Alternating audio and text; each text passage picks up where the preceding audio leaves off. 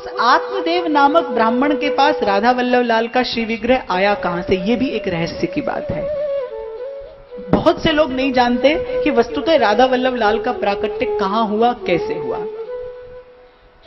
उस आत्मदेव नामक ब्राह्मण की कई पीढ़ियां भगवान शंकर की सेवा किया करती थी। और क्या होता है कि कोई भी देव हो, आप उसकी पूजा करो, उसकी उपासना करो, यदि आप उससे कुछ नहीं मांगते तो वो बहुत समय तक आपकी सेवा और पूजा स्वीकार नहीं कर पाएगा। उसको कुछ ना कुछ आपको देना पड़ेगा, क्योंकि भगवान के अतिरिक्त प्रेम को स्वीकार करने की, श्री कृष्ण के अतिरिक्त निष्काम भाव को धारण करने की सामर्थ्य और किसी में भी नहीं है। इसीलिए श्रीमद् भागवत कहती है, एतैश्च अंशकला पुंसः कृष्णस्तु भगवान स्वयं तापत्रय विनाशाय श्री कृष्णाय वयम नमः। तो 5-6 पीढ़ियों से वो ब्राह्मण परिवार शंकर जी की सेवा करता आ रहा था। एक बार भोलेनाथ प्रसन्न हो गए, प्रकट हो गए और कहने लगे, बोलो क्या चाहिए। वो भोला भाला ब्राह्मण था, बोले महाराज हम तो बस ऐसे ही आपकी सेवा करते हैं। तो शंकर जी ने कहा, भैया ऐसे ही सेवा नहीं होती, कुछ तो लेना पड़ेगा, और अब जब मैं आ गया हूं तो बिना दिए जा नहीं सकता। अगर देवता प्रकट हो जाता है और वो बिना दिए चला जाए तो तत्काल उसका देवत्व भंग हो जाता है। बोले अब आया हूं तो भैया कुछ तो स्वीकार करना पड़ेगा, मेरा दर्शन अमोघ है।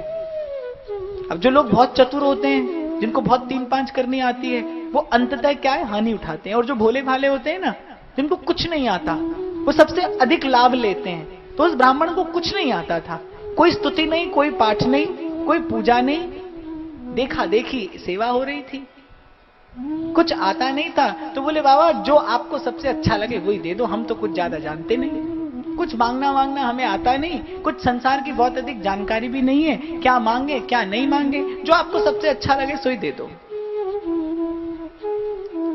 भोलेनाथ ने मन में विचार किया, एक क्षण के लिए नयन मूंदे और देखा कि मुझे सबसे अच्छा क्या लगता है। और जैसे ही बात का चिंतन किया कि मुझे सबसे प्रिय क्या है, तो हृदय में राधा वल्लभ लाल प्रकट हो गए। ये राधा वल्लभ लाल वो विग्रह है जिसकी कई कोटि कल्पों तक भगवान शंकर ने मां पार्वती के साथ कैलाश पर्वत पर सेवा की है। जिस राधा वल्लभ लाल का आप वृंदावन धाम में दर्शन करते हैं, ये कोई साधारण स्वरूप नहीं है, रस मूर्ति है, कोटि काम लावण्य मूर्ति है। भगवान शंकर ने कई कोटि कल्पों तक इनकी सेवा की है, अपने हृदय के प्रेम से इनका अभिषेक किया है, इनको लाड़ लड़ाया है, इनको दुलराया है। राधा वल्लभ लाल की अष्टयाम सेवा पद्धति को इस संसार में शास्त्र के माध्यम से सबसे पहले प्रकट करने वाले आचार्य भगवान शंकर हैं। और वैसे भी ये तो मेरे जीवन का अनुभव है, भजन के मार्ग पर जिसको चलना हो उसको शंकर जी की कृपा आवश्यक है। बिना इनकी कृपा के भजन के मार्ग की बाधा दूर नहीं होती। ये कृपा करें तो जो भजन के कई कई प्रयास से नहीं होता, वो इनकी कृपा से बड़े सहज में हो जाता है। श्री ठाकुर जी अपने मुख से कहते हैं, सेवक सखा स्वामी शिव मेरे। बोले ये मेरे सेवक भी हैं, मेरे सखा भी हैं और मेरे स्वामी भी हैं, इनका मुझ पर पूर्ण अधिकार है। और शायद इसीलिए बाकी सब देव हैं और भोलेनाथ महादेव हैं, क्योंकि जो शरण में आता है, जो निष्काम भाव से सेवा करता है, उसको अंततः श्री ठाकुर जी के श्री चरणों तक पहुंचा देते हैं। भोलेनाथ का काम है, यही उनकी महत्ता है, यही उनका गौरव है, और यही वो कारण है जिसके लिए वो श्री ठाकुर जी को सबसे अधिक प्रिय है।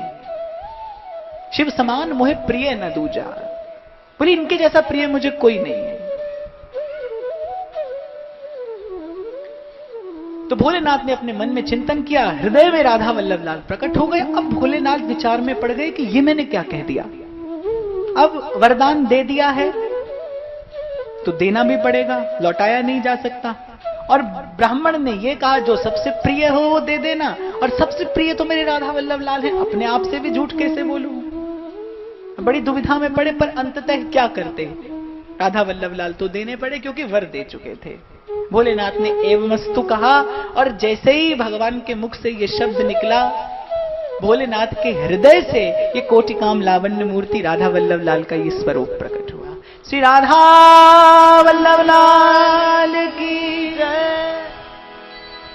तो राधा वल्लभ लाल का प्राकट्य हुआ है भगवान शंकर के हृदय से, इसीलिए वो रस मूर्ति हैं, क्योंकि हृदय से प्रकट हैं। हृदय से केवल एक ही बात प्रकट होती है, सिद्धांत प्रकट होता है बुद्धि से, सिद्धांत प्रकट होता है बुद्धि से,